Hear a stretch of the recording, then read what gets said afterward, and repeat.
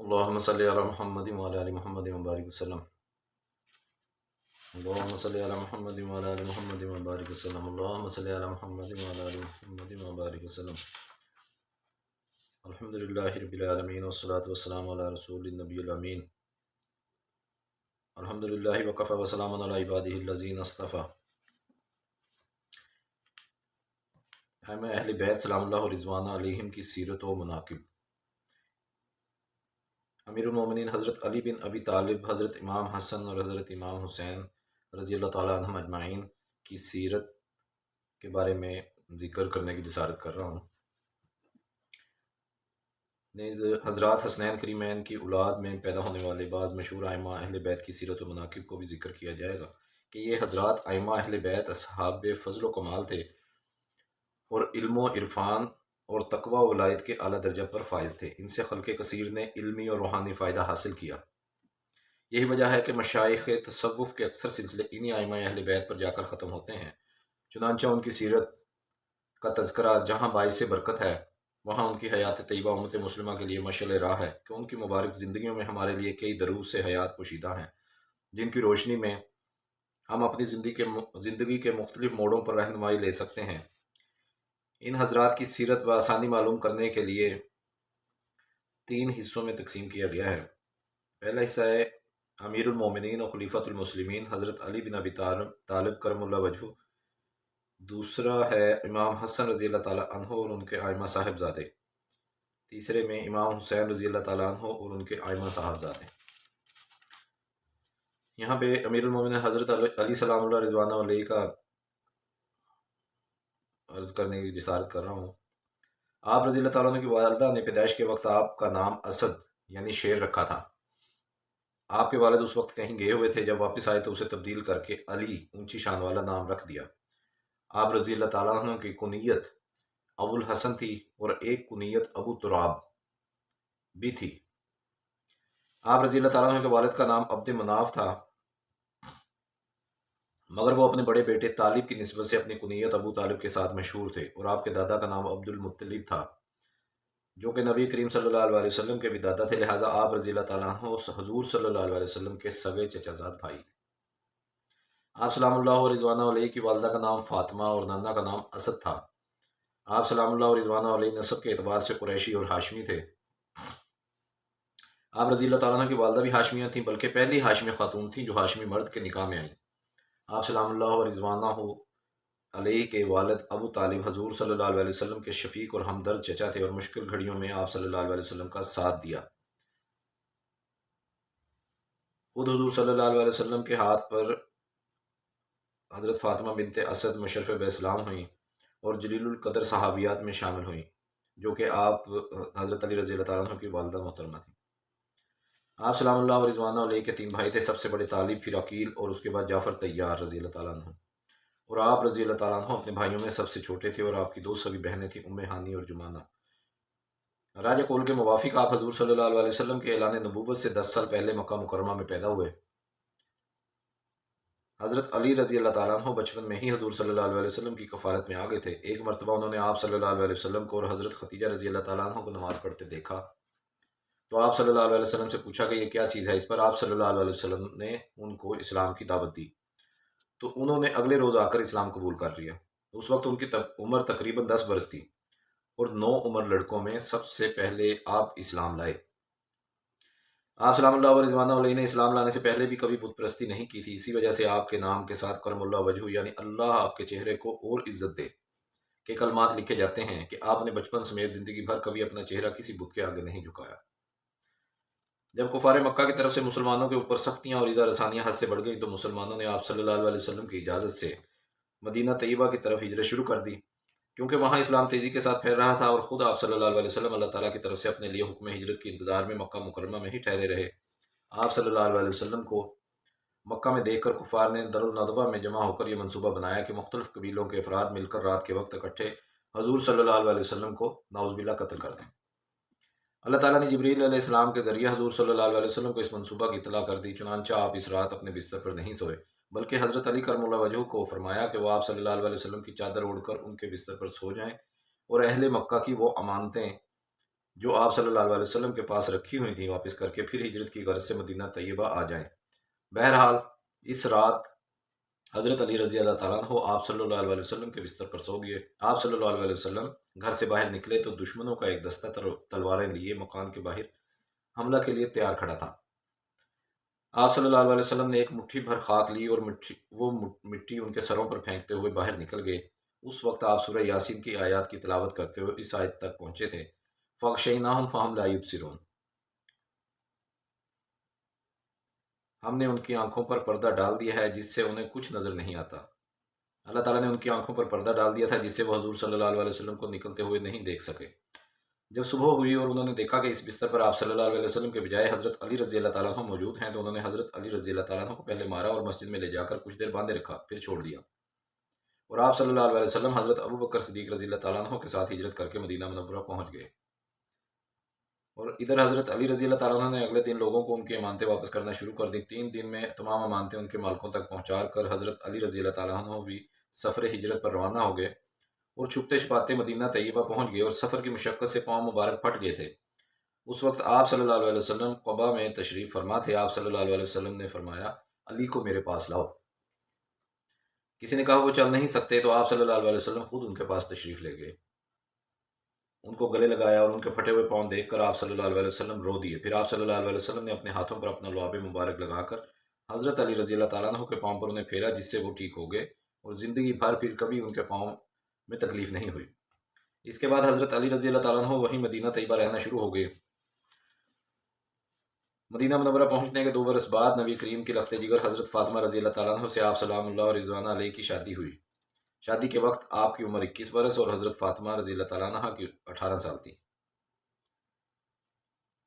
حضرت فاطمہ رضی اللہ تعالیٰ عنہ کی زندگی میں آپ رضی اللہ تعالیٰ عنہ نے احتراماً کسی اور سے نکاح نہیں کیا، البتہ ان کے انتقال کے بعد آپ رضی اللہ تعالیٰ عنہ نے پھر کئی شادیاں کی اور ان زوجات سے اولادیں بھی ہوئیں۔ ایک دفعہ رسول اللہ صلی اللہ علیہ وسلم حضرت فاطمہ رضی اللہ تعالیٰ عنہ کے گھر تشریف لائے اور دیکھا کہ حضرت علی رضی اللہ تعالیٰ عنہ نہیں ہیں۔ پوچھا، تمہارا کہ میرا چچا زاد بھائی کہاں ہے؟ حضرت فاطمہ رضی اللہ تعالیٰ عنہ نے کہا، ہمارے درمیان کچھ رنجش ہو گئی تھی، جیسا کہ میاں بیوی میں کبھی کبھار رنجش کا واقعہ ہو جانا ایک فطری چیز ہے، اس لیے وہ مجھ سے ناراض ہو کر باہر چلے گئے، وہ دوپہر کو آج گھر بھی نہیں سوئے۔ آپ صلی اللہ علیہ وسلم نے ایک آدمی حضرت سہل بن سعد رضی اللہ تعالیٰ عنہ سے کہا، دیکھو کہاں ہیں وہ؟ انہوں نے آ کر بتایا، باہر مسجد میں سوئے ہوئے ہیں۔ آپ صلی اللہ علیہ وسلم ان کے پاس تشریف لائے، دیکھا تو وہ لیٹے ہوئے تھے اور ان کے ایک پہلو سے چادر ہٹی ہوئی تھی اور وہاں مٹی لگ گئی تھی۔ آپ صلی اللہ علیہ وسلم اس مٹی کو صاف کرنے لگے اور ساتھ ہی فرما رہے تھے، اٹھو ابو تراب، اٹھو ابو تراب۔ ابو تراب کا مطلب ہے مٹی والا شخص۔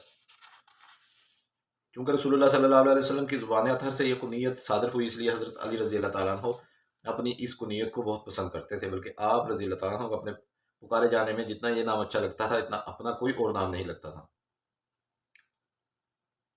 آپ سلام اللہ علیہ رضوان علیہ بہت ہی بہادر اور دلیر مجاہد تھے۔ غزوہ تبوک میں رسول اللہ صلی اللہ علیہ وسلم نے آپ کو پیچھے مدینہ میں طیبہ میں ٹھہرایا تھا۔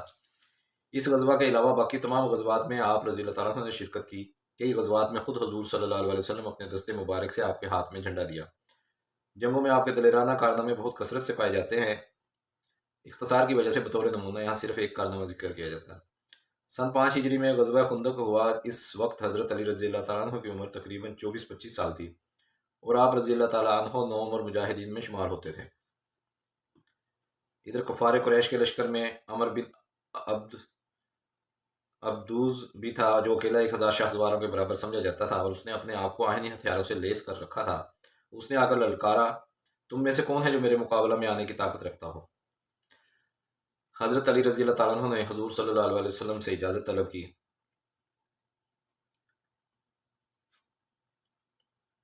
حضور صلی اللہ علیہ وسلم نے فرمایا، یہ امر ہے، بیٹھ جاؤ۔ اس نے پھر توہین آمیز لہجہ میں کہا، کہاں ہے تمہاری وہ جنت جس کے بارے میں تم یہ سمجھتے ہو کہ تم میں سے جو قتل ہو جائے وہ اس میں داخل ہوتا ہے؟ اب میرے سامنے اپنا آدمی کیوں نہیں لاتے ہو؟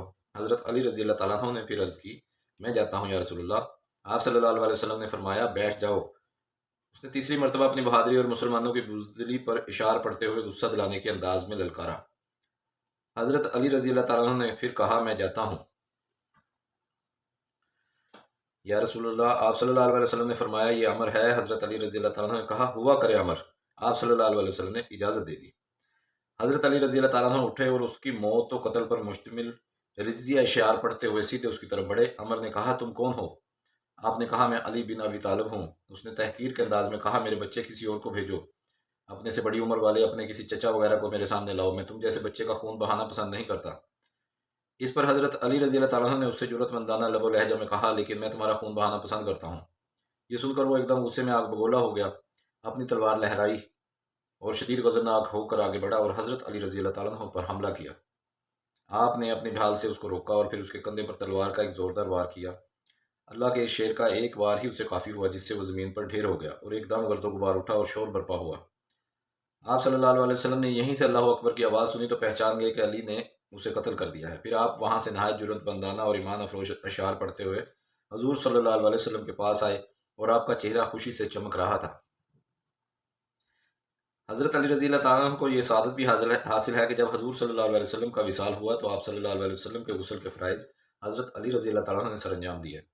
آپ سلام اللہ و رضوانہ علیہ کے ساتھ آپ رضی اللہ تعالیٰ عنہ کے چچا حضرت عباس، ان کے صاحبزادے حضرت فضل اور حضرت قسم اور حضور صلی اللہ علیہ وسلم کے آزاد کردہ غلام شکران رضی اللہ تعالیٰ عنہ اور منہ بولے بیٹے زید رضی اللہ تعالیٰ عنہ کے صاحبزادے اسامہ بن زید بھی شریک تھے۔ ان میں سے حضرت عباس رضی اللہ تعالیٰ عنہ اپنے صاحبزادوں فضل اور قسم سمیت آپ رضی اللہ تعالیٰ عنہ کے ساتھ حضور صلی اللہ علیہ وسلم کو کروٹ دیتے تھے۔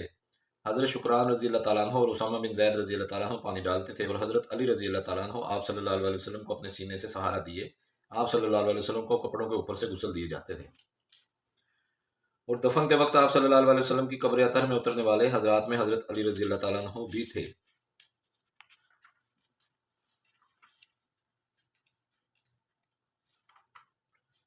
آپ صلی اللہ علیہ وسلم کے وصال کے بعد حضرت ابوبکر صدیق رضی اللہ تعالیٰ عنہ کے ہاتھ پر مسلمانوں نے خلافت کی بیعت کی اور آپ رضی اللہ تعالیٰ عنہ کو اپنا متفقہ خلیفہ منتخب کیا۔ ان کے بعد یکے بعد دیگرے حضرت عمر بن خطاب اور حضرت عثمان بن عفان رضی اللہ تعالیٰ عنہ اجمعین کے ہاتھوں پر مسلمانوں نے خلافت کی بیعت کی۔ حضرت علی رضی اللہ تعالیٰ عنہ ان تینوں خلفاء حضرات کے ہاتھ پر بیعت کرنے کے ساتھ ساتھ ان کے زمانہ خلافت کے دوران ان حضرات کے خصوصی معاون و مشیر رہے۔ پھر حضرت عثمان رضی اللہ تعالیٰ عنہ کو جب باغیوں نے مدینہ الرسول صلی اللہ علیہ وسلم میں شہید کر دیا تو مسلمانوں نے حضرت علی رضی اللہ تعالیٰ عنہ کے دستے مبارک پر خلافت کی بیعت کی۔ اول آپ سلام اللہ علیہ رضوانہ علیہ نے یہ ذمہ داری لینے سے صاف انکار کر دیا تھا، مگر جب لوگوں کا اصرار حد سے بڑھا تو آپ نے مجبوراً یہ ذمہ داری قبول فرما لی۔ حقیقت یہ ہے کہ ان تین خلفۂ کرام کے بعد اس منصب خلافت کے لیے حضرت علی کرم اللہ وجہہ سے بڑھ کر کوئی اور صاحب مناسب نہیں تھے۔ نہ مقام و مرتبہ، نہ علم و تقویٰ اور نہ دینداری میں کوئی آپ کے برابر تھا، اس لیے آپ ہی خلیفۃ المسلمین قرار پائے اور آپ کے حق میں بیعت منعقد ہو گئی۔ یہ بیعت بروز جمعرات 24 ذی الحج 35 ہجری میں ہوئی۔ خلافت کی یہ ذمہ داری سنبھالنے کے بعد اگلے دن جمعہ کو آپ رضی اللہ تعالیٰ عنہ مسجد میں تشریف لائے اور ممبر پر ایک جاندار خطبہ دیا جو سنہری حروف میں سے لکھنے کے قابل ہے۔ اس میں آپ رضی اللہ تعالیٰ عنہ نے موقع شناسی اور منجان اللہ عطا کردہ بصیرت کے پیش نظر اس نقطہ پر خاص طور پر زور دیا کہ مسلمانوں کی جانیں اور عزتیں انتہائی قابل احترام ہیں، کسی مسلمان کا ناحق خون بہانا کسی طرح جائز نہیں ہے، وغیرہ وغیرہ۔ آپ نے اپنا دارالخلافہ مدینہ منورہ کے بجائے عراق کے شہر کوفہ کو بنایا تاکہ باغی اور سرکش لوگوں کو شورش، بغاوت اور خون ریزی جیسی ناپاک حرکتوں سے مدینہ الرسول محفوظ رہے۔ اس کے علاوہ اور بھی کئی حکمتیں تھیں۔ جب آپ کرم اللہ وجہ نے اپنا دارالخلافہ کوفہ بنا لیا تو آپ وہیں امور خلافت کی ذمہ داریاں سر انجام دینے میں مشغول رہنے لگے۔ مگر کچھ لوگ جس طرح آپ رضی اللہ تعالیٰ عنہ سے پہلے حضرت عثمان بن عفان رضی اللہ تعالیٰ عنہ کے مخالف اور باغی ہو گئے تھے، اسی طرح بعض سرکش لوگ آپ کی مخالفت میں اپنی کوششیں مسلسل صرف کر رہے تھے اور انہیں خوارج کا گروہ جو آپ سے بغض رکھتا تھا خاص طور پر آن جناب کا مخالف و دشمن ہو گیا تھا۔ اسی دشمنی اور نقصان رسانی کو پروان چڑھانے کے لیے انہوں نے مکہ مکرمہ میں بیٹھ کر ایک منصوبہ تیار کیا اور پھر اسی منصوبہ کے تحت عبد الرحمن بن ملجم نامی ایک خارجی کو آپ رضی اللہ تعالیٰ عنہ کے قتل کے لیے کوفہ روانہ کر دیا۔ وہ کوفہ پہنچ کر اس دروازے کے سائبان کے پاس چھپ کر بیٹھ گیا جہاں سے آپ رضی اللہ تعالیٰ عنہ نماز فجر کے لیے نکلا کرتے تھے۔ آپ رضی اللہ تعالیٰ عنہ کا معمول یہ تھا کہ آپ مسجد میں نماز فجر کے لیے جلدی تشریف لاتے تھے اور الصلاۃ الصلاۃ نماز کی آواز لگاتے ہوئے لوگوں کو بیدار کرتے آتے تھے۔ چنانچہ آپ رضی اللہ تعالیٰ عنہ جب منہ اندھیرے اس دروازے سے باہر نکلے تو اس بدبخت نے آگے بڑھ کر آپ رضی اللہ تعالیٰ عنہ کے سر مبارک کے اگلے حصہ پر زہر میں بجھی تلوار سے وار کیا، جس سے سر پر گہرا زخم آیا اور اس خون سے آپ کی داڑھی مبارک سرخ ہو گئی اور نبی صادق صلی اللہ علیہ وسلم کی پیشن گوئی بھی حرف بحرف سچ ثابت ہو گئی۔ آپ رضی اللہ تعالیٰ عنہ نے فرمایا اس کو پکڑ لو۔ جب اسے پکڑ کر آپ کے سامنے لایا گیا تو آپ رضی اللہ تعالیٰ عنہ نے فرمایا اس وقت اس کی حیثیت ایک قیدی کی ہے، لہٰذا میں تمہیں حکم دیتا ہوں کہ تم اس کا خیال رکھو، اسے عمدہ کھانا کھلاؤ اور اس کے لیے اچھی رہائش کا انتظام کرو۔ اگر میں زندہ رہا تو میری مرضی، چاہے میں اس کو قتل کروں یا معاف کر دوں، اگر میں انتقال کر گیا تو میرے قتل کی طرح تم اس کو قتل کر دینا، اور اس قتل میں حد سے آگے نہ بڑھنا، یعنی اس کے ناک کان وغیرہ نہ کاٹنا، کہ اللہ حد سے بڑھ جانے والوں کو پسند نہیں کرتا۔ بہرحال ابن ملجم گرفتار کر لیا گیا اور آپ سلام اللہ و رضوان علیہ کو اٹھا کر گھر پہنچا دیا گیا۔ یہ 17 رمضان المبارک سن 40 ہجری جمعہ کی صبح تھی۔ شدت زخم کتاب نہ لاتے ہوئے آپ 2 دن بعد شب اتوار کو شہادت کے مرتبہ پر فائز ہو کر خالق حقیقی سے جا ملے۔ آپ رضی اللہ تعالیٰ نے 4 سال 9 ماہ خلافت کی اور 63 برس عمر پائی۔ شہادت کے بعد فوراً آپ رضی اللہ تعالیٰ کے غسل اور کفن و دفن کی تیاری شروع کر دی گئی۔ آپ رضی اللہ تعالیٰ کے صاحبزادوں حضرت حسن اور حضرت حسین رضی اللہ تعالیٰ عنہ اجمعین اور بھتیجے عبداللہ بن جعفر طیار رضی اللہ تعالیٰ عنہ نے آپ رضی اللہ تعالیٰ عنہ کو غسل اور کفن دیا۔ تجہیز و تکفین کے بعد آپ رضی اللہ تعالیٰ عنہ کے بڑے صاحبزادے حضرت حسن رضی اللہ تعالیٰ عنہ نے نماز جنازہ پڑھائی اور پھر وہیں کوفہ میں ہی دارالامارہ یعنی نشستگاہ امیر المومنین میں دفن کر دیا گیا، اور ابن ملجم جو قید کر لیا گیا تھا اس کو بھی حضرت علی رضی اللہ تعالیٰ عنہ کی شہادت کے بعد قتل کر دیا گیا۔ روایات حدیث میں صحابہ کرام میں سب سے زیادہ حضرت علی رضی اللہ تعالیٰ عنہ کے فضائل مروی ہیں کہ دراصل آپ رضی اللہ تعالیٰ عنہ کو جلیل القدر اور عظیم الہمت صحابی ہونے کے ساتھ ساتھ رسول اللہ صلی اللہ علیہ وسلم کے قریبی رشتہ دار ہونے کا شرف بھی حاصل تھا، اور علماء نے آپ سلام اللہ و رضوان علیہ کے مناقب و خصائص پر مستقل کتابیں لکھی ہیں، مگر کئی کتابیں لکھی ہیں۔ حضرت زر بن حبیش رحمۃ اللہ علیہ تابعی سے روایت ہے کہ حضرت علی سلام اللہ و رضوان علیہ نے فرمایا، قسم ہے اس ذات کی جس نے دانا کو پھاڑا یعنی اگایا اور زی روح کو پیدا کیا، بلا شبہ نبی امی صلی اللہ علیہ وسلم نے مجھے یہ یقین دلایا تھا کہ جو مومن ہوگا وہ مجھ سے یعنی حضرت علی رضی اللہ تعالیٰ عنہ سے محبت کرے گا، اور جو منافق ہوگا وہ مجھ سے بغض رکھے گا۔ اس حدیث شریف سے معلوم ہوا کہ حضرت علی رضی اللہ تعالیٰ عنہ سے محبت رکھنا ایمان کی علامت اور ان سے بغض و عداوت رکھنا منافقت کی علامت ہے۔ حضور صلی اللہ علیہ وسلم نے فرمایا، اے اللہ میں جس کا دوست اور محبوب ہوں، علی رضی اللہ تعالیٰ عنہ بھی اس کے دوست اور محبوب ہیں۔ مطلب یہ ہے کہ جو شخص حضور صلی اللہ علیہ وسلم سے محبت کا دعویٰ کرے اور حضرت علی رضی اللہ تعالیٰ عنہ سے محبت نہ کرے وہ اپنے دعویٰ میں سچا نہیں ہے۔ اے اللہ جو علی رضی اللہ تعالیٰ عنہ سے محبت اور دوستی رکھے تو بھی اس سے محبت کر، اور جو علی رضی اللہ تعالیٰ عنہ سے عداوت و دشمنی کرے تو بھی اس سے دشمنی کر۔ یہ جو حدیث شریف ہے نا، من کنت مولا فعلی مولا، اس کی ترجمہ اور تفسیر ہے جو میں بیان کر رہا ہوں۔ حضرت عمر بن شعاش اسلمی جو کہ اہل حدیبیہ میں سے تھے فرماتے ہیں، میں ایک مرتبہ حضرت علی رضی اللہ تعالیٰ عنہ کے ہمراہ یمن کی طرف گیا، اس سفر کے دوران انہوں نے میرے ساتھ کوئی خاص توجہ والا معاملہ نہیں کیا جس سے میرے دل میں ان کے بارے میں کچھ بات سی آ گئی، چنانچہ جب میں واپس آیا تو میں نے مسجد میں بیٹھ کر اپنی اس شکایت کو ظاہر کر دیا، حتیٰ کہ یہ بات رسول اللہ صلی اللہ علیہ وسلم کو پہنچ گئی۔ پھر جب میں ایک صبح کو مسجد میں گیا، رسول اللہ صلی اللہ علیہ وسلم وہاں اس وقت کچھ صحابہ کرام کے ساتھ تشریف فرما تھے۔ آپ صلی اللہ علیہ وسلم نے جب مجھے دیکھا تو مجھ پر اپنی نظریں جما کر مجھے بغور دیکھا، یہاں تک کہ جب ہم لوگ آپ کے پاس آ کر بیٹھ گئے تو آپ صلی اللہ علیہ وسلم نے فرمایا، اے عمر واللہ تم نے مجھے اذیت پہنچائی ہے۔ میں نے عرض کیا، یا رسول اللہ صلی اللہ علیہ وسلم میں اس بات سے اللہ کی پناہ چاہتا ہوں کہ میں آپ کو کوئی تکلیف دوں، یعنی میں آپ کو تکلیف دینے کا سوچ بھی نہیں سکتا۔ آپ صلی اللہ علیہ وسلم نے فرمایا، جس نے علی رضی اللہ تعالیٰ عنہ کو اذیت دی در حقیقت اس نے مجھے اذیت دی۔ یہ نبی کریم صلی اللہ علیہ وسلم کا اور حضرت علی رضی اللہ تعالیٰ عنہ کا پیار تھا کہ آپ صلی اللہ علیہ وسلم نے کتنی تفصیل سے کئی جگہ فرمایا کہ جس طرح میں کسی کی میرا مطلب ہے محبوب ہوں، اسی طرح حضرت علی رضی اللہ تعالیٰ عنہ کو محبوب رکھنا ایمان کی شرط ہے۔ حضرت ابو عبداللہ جدلی فرماتے ہیں، میں ام المومنین حضرت ام سلمہ سلام اللہ رضوان علیہا کے پاس حاضر خدمت ہوا تو انہوں نے مجھ سے فرمایا، کیا تم لوگوں کے اندر رسول اللہ صلی اللہ علیہ وسلم کو برا بھلا کہا جاتا ہے؟ میں نے کہا، اللہ کی پناہ یہ آپ کیا کہہ رہی ہیں؟ انہوں نے فرمایا، میں نے رسول اللہ صلی اللہ علیہ وسلم کو یہ فرماتے ہوئے سنا ہے، جس نے علی رضی اللہ تعالیٰ عنہ کو برا بھلا کہا تو در حقیقت اس نے مجھے برا بھلا کہا۔ آپ رضی اللہ تعالیٰ عنہ کا علمی مقام و مرتبہ، اللہ تعالیٰ نے آپ کو قرآن و سنت کا وسیع علم عطا فرمایا تھا۔ آپ رضی اللہ تعالیٰ عنہ حلال و حرام اور جائز و ناجائز کاموں کا گہرا علم رکھتے تھے۔ حضرت معاویہ رضی اللہ تعالیٰ عنہ فرماتے ہیں کہ آپ کرم اللہ وجہ کے ہر پہلو سے علم پھوٹتا تھا اور ہر جانب سے حکمت بولتی تھی۔ بڑے بڑے جلیل القدر صحابہ آپ سے علمی رہنمائی لیا کرتے تھے، حتیٰ کہ حضرت عمر رضی اللہ تعالیٰ عنہ کا قول مشہور ہے، یعنی اگر علی نہ ہوتے تو عمر ہلاک ہو جاتا۔ ایک دفعہ حضرت علی رضی اللہ تعالیٰ عنہ نے لوگوں سے خطاب کرتے ہوئے فرمایا، کتاب اللہ کے بارے میں جو چاہو پوچھ لو۔ واللہ قرآن کریم میں کوئی بھی ایسی آیت نہیں ہے جس کے بارے میں مجھے یہ معلوم نہ ہو کہ یہ رات کو نازل ہوئی ہے یا دن کو۔ ہموار راستے میں چلتے ہوئے نازل ہوئی ہے یا اس وقت جب آپ صلی اللہ علیہ وسلم کسی پہاڑی پر تھے؟ مراد یہ ہے کہ حضرت علی رضی اللہ تعالیٰ عنہ علوم قرآن کے اتنے بڑے عالم تھے کہ آیات کا مطلب معلوم ہونے کے ساتھ ساتھ ان کا شان نزول بھی جانتے تھے۔ حضرت علی رضی اللہ تعالیٰ عنہ اس لحاظ سے بھی بہت قابل تعریف ہیں کہ انہوں نے سلطنت و حکومت ہونے کے باوجود دنیا سے بے رغبتی اختیار کیے رکھی۔ ایک دفعہ حضرت عمر بن عبدالعزیز رحمۃ اللہ علیہ کی مجلس میں زاہد یعنی دنیا سے بے رغبت لوگوں کا تذکرہ چھڑ گیا۔ کسی نے کہا فلاں شخص بڑا زاہد گزرا ہے، اور کسی نے ایک اور بڑے زاہد کا تذکرہ کیا۔ اس طرح مختلف زاہدین کے بارے میں لوگوں کی آراء و اقوال سامنے آتے رہے۔ یہ سب کچھ سن کر حضرت عمر بن عبدالعزیز رحمۃ اللہ علیہ نے فرمایا، دنیا میں سب سے بڑے زاہد علی بن ابی طالب رضی اللہ تعالیٰ عنہ تھے۔ ایک دفعہ آپ کرم اللہ وجہ اپنی تلوار لے کر بازار آئے اور کہا کون شخص مجھ سے یہ تلوار خریدے گا؟ پھر فرمایا اگر میرے پاس صرف 4 درہم بھی ہوتے جن سے میں اپنی تہ بند خرید سکتا تو میں اس سے نہ بیچتا۔ ایک مرتبہ آپ رضی اللہ تعالیٰ عنہ کے سامنے فالودہ پیش کیا گیا تو آپ رضی اللہ تعالیٰ عنہ نے اس فالودے سے مخاطب ہو کر فرمایا تیری خوشبو اچھی ہے، رنگ خوبصورت ہے، ذائقہ لذیذ ہے، مگر میں اپنے نفس کو اس چیز کا عادی نہیں بنانا چاہتا جس کا وہ اب تک عادی نہیں ہے۔ آپ رضی اللہ تعالیٰ عنہ نہایت ہی سادہ لباس زیب تن فرماتے تھے۔ ایک مرتبہ کسی نے اس لباس کو بدلنے کے متعلق آپ رضی اللہ تعالیٰ عنہ سے بات کی تو آپ رضی اللہ تعالیٰ عنہ نے فرمایا میرا یہ لباس تکبر سے کوسوں دور ہے اور اس لائق ہے کہ اس لباس میں دیگر مسلمان میری اتباع کریں۔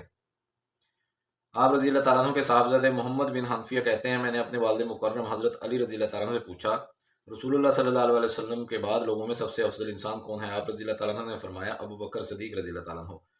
میں نے پوچھا پھر کون ہے؟ فرمایا عمر رضی اللہ تعالیٰ عنہ۔ اس کے بعد مجھے خیال ہوا کہ اب پوچھوں گا تو حضرت عثمان رضی اللہ تعالیٰ عنہ کا نام لیں گے، اس لیے میں نے کہا پھر آپ فرمانے لگے میں تو ایک عام سا مسلمان ہوں۔ آپ رضی اللہ تعالیٰ عنہ بیت المال میں خود جھاڑو دیتے تھے اور اس میں نماز بھی ادا کیا کرتے تھے تاکہ قیامت والے دن یہ جگہ ان کے حق میں گواہی دے۔ آپ وسعت سلطنت اور بیت المال کے بھرے ہونے کے باوجود گدھے پر سواری کر لیتے اور اس پر بھی ایک عام آدمی کی طرح ایک ہی جانب اپنے پاؤں لٹکا کر بیٹھ جاتے۔ ایک دفعہ آپ رضی اللہ تعالیٰ عنہ نے 1 درہم کی کھجوریں خریدیں، انہیں اپنی چادر میں ڈالے اٹھا کر لا رہے تھے۔ راستے میں کسی نے کہا امیر المومنین میں اٹھا لیتا ہوں۔ آپ رضی اللہ تعالیٰ عنہ نے عمدہ انداز میں اس کو ٹالتے ہوئے فرمایا صاحب عیال ہی اس کو اٹھانے کا زیادہ حقدار ہے، یعنی میں اپنے بال بچوں کے لیے لے کر جا رہا ہوں، لہٰذا مجھے ہی اٹھانا چاہیے۔ جب رات چھا جاتی تو آپ رضی اللہ تعالیٰ عنہ بسا اوقات محراب میں جا کر اپنی داڑھی مبارک مٹھی میں لے لیتے اور خوف آخرت سے ایسے تڑپتے جیسے سانپ کا ڈسا ہوا تڑپتا ہے۔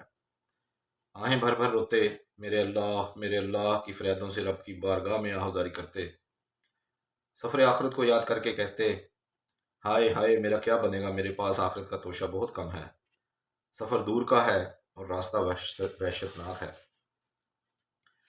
اللہ رب العزت ہمیں بھی ان کی اتباع کرتے ہوئے، ان کی نقل کرتے ہوئے اسی طرح اللہ رب کے ہاں خوف آخرت سے تڑپنا نصیب فرما دے اور دنیا اور آخرت کی کامیابیاں اللہ رب العزت عطا فرما دے۔ رسول اللہ صلی اللہ علیہ وسلم نے حضرت علی رضی اللہ تعالیٰ عنہ سے مخاطب ہو کر فرمایا تم دنیا و آخرت میں میرے بھائی ہو۔ ایک مرتبہ حضور صلی اللہ علیہ وسلم نے آپ رضی اللہ تعالیٰ عنہ سے فرمایا علی جنت میں تمہارا گھر میرے گھر کے سامنے ہوگا۔ آپ صلی اللہ علیہ وسلم نے فرمایا جنت 3 شخصوں کے لیے خصوصی طور پر مشتاق ہے، حضرت علی رضی اللہ تعالیٰ عنہ، حضرت عمار رضی اللہ تعالیٰ عنہ اور حضرت سلمان فارسی رضی اللہ تعالیٰ عنہ۔ حضور صلی اللہ علیہ وسلم کا ارشاد ہے یعنی علی بن ابی طالب میری امت کے بڑے قاضی ہیں، اور حضرت ابن عباس رضی اللہ تعالیٰ عنہ فرمایا کرتے تھے کہ جب ہمارے پاس حضرت علی رضی اللہ تعالیٰ عنہ کا کیا ہوا کوئی فیصلہ پہنچتا تو پھر اس معاملہ میں ہم کسی اور کی طرف رجوع نہیں کرتے تھے، اور آپ رضی اللہ تعالیٰ عنہ کے علم و حکمت سے بھرے ہوئے دانشورانہ فیصلے مشہور و معروف ہیں۔ علماء نے ان پر مستقل مضامین و مباحث لکھے ہیں۔ غزوہ خیبر میں حضور صلی اللہ علیہ وسلم نے فرمایا تھا کہ کل میں جھنڈا ایسے شخص کو دوں گا جس کے ہاتھوں فتح حاصل ہوگی، اور جو اللہ اور اس کے رسول سے محبت کرتا ہے اور جس سے اللہ اور رسول بھی محبت کرتے ہیں۔ پھر اگلے دن آپ صلی اللہ علیہ وسلم نے وہ جھنڈا حضرت علی رضی اللہ تعالیٰ عنہ کو دیا، اور آپ رضی اللہ تعالیٰ عنہ کے ہاتھوں اللہ تعالیٰ نے مسلمانوں کو خیبر کی فتح عطا فرمائی۔ آپ سلام اللہ و رضوانہ علیہ نہایت بہادر اور بہت طاقتور آدمی تھے۔ جنگ میں جو بھی آپ رضی اللہ تعالیٰ عنہ کے مقابلہ میں اترتا وہ آپ رضی اللہ تعالیٰ عنہ کے ہاتھوں قتل ہی ہوتا، ہاں اگر وہ بھاگ کر جان بچا جاتا تو اور بات تھی۔ حضرت علی رضی اللہ تعالیٰ عنہ کی شان میں چند اشعار پیش ہیں۔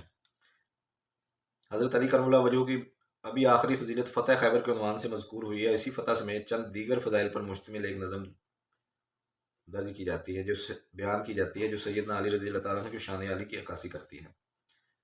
علی شیر خدا ہیں فاتح میدان خیبر ہیں، علی شیر خدا ہیں فاتح میدان خیبر ہیں، علی شاہ ہدا ہیں، زینت محراب و ممبر ہیں، نبی کے ابن ام اور ان کے داماد مطہر ہیں، شوہر فاطمہ کے والد شبیر و شبر ہیں، علی روحانیت کے بادشاہ عالی گوہر ہیں، فلک ان کا سلامی ہے بظاہر بوریے پر ہیں۔ علی روحانیت کے بادشاہ عالی گوہر ہیں، فلک ان کا سلامی ہے بظاہر بوریے پر ہیں، علی کے قلب پر انور سے یکسر منور ہیں، یہ سارے اولیاء جو ملت بیضا کے رہبر ہیں۔ علی کا مرتبہ اللہ اکبر اتنا اونچا ہے کہ جس کو دیکھ کر جنوں ملک حیران و ششدر ہیں۔ پس از شیخان بعد حضرت عثمان اے ہمدم، علی باقی سبھی صحاب پیغمبر سے بڑھ کر ہیں۔ فریدی میں بھی ایک ادنا غلام شاہ خیبر ہوں، وہ میرے مرشد و ہادی، میرے آقا و رہبر ہیں۔ یہ کلام ہے جی مفتی نسیم احمد فریدی صاحب کا۔ اللہ رب العزت ان کی صاحب محمد صلی اللہ علیہ وسلم کی، آپ صلی اللہ علیہ وسلم کے اہل بیت کی محبت اور احترام اور ان کی قدر جامع کرنے کی توفیق عطا فرمائے، اور ان کی زندگی کی نقل کرتے ہوئے اپنی زندگی گزارنے کی اللہ رب العزت توفیق عطا فرمائے۔ اسی میں ہماری اور آپ کی کامیابی ہے، اس سے ہٹ کر کہیں کوئی کامیابی نہیں ہے، کیونکہ جو نبی کریم صلی اللہ علیہ وسلم فرما گئے، آپ صلی اللہ علیہ وسلم سے فرمان، آپ صلی اللہ علیہ وسلم کے فرمان کے آگے کسی کی کوئی بات کا کوئی گزر اور کسی بات کی کوئی گنجائش نہیں رہتی۔ اللہ رب العزت مجھے آپ کو سب کو ان اصحاب کی نقل کرنے کی توفیق عطا فرمائے، اور ان کی محبت ہمارے دلوں میں اللہ تعالیٰ بڑھا چڑھا دے۔ سبحان ربک رب العزت عما یصفون وسلام علی المرسلین والحمد للہ رب العالمین۔